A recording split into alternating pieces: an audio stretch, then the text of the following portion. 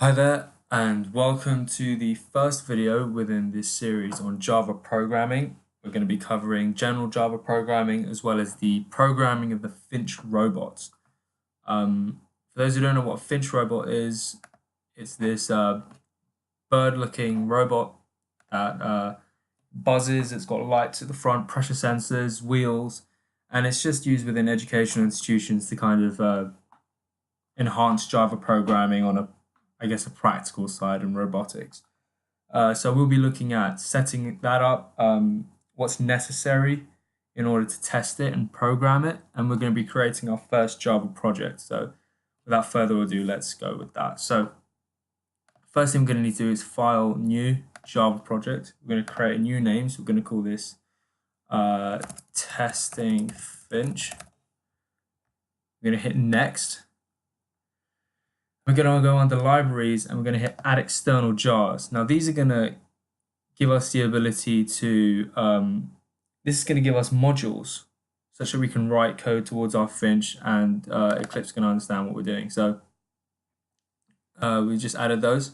So you can get that file from, your university lecturers or on the website. I got mine from our website. So we're going to hit finish. We're going to have this right here. We're going to go to our source file. We're going to go file new, and we're going to create a new class. And we're going to call that class test my Finch. Now, like I said, so I'm using test code courtesy of Dr. Stephen Swift from Brunel University. He's provided it to us. You can get your test code from anyone who's willing to write it, or you could write it yourself. But this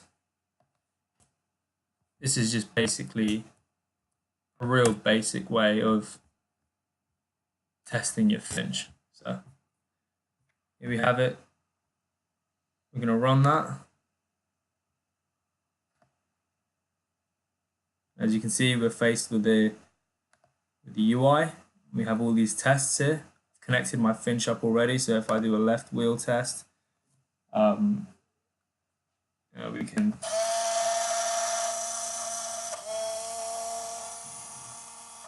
you can't see it, but you can hear it. It's tested. And that's basically how we test our Finch code. For those who already have this test code available to them at Brunel University, this should be relatively simple. For those who don't, I'm sure it shouldn't be too difficult to get your hands on it. But that's the basic way on testing a Finch robot. Okay, see you guys in the next video. Bye-bye.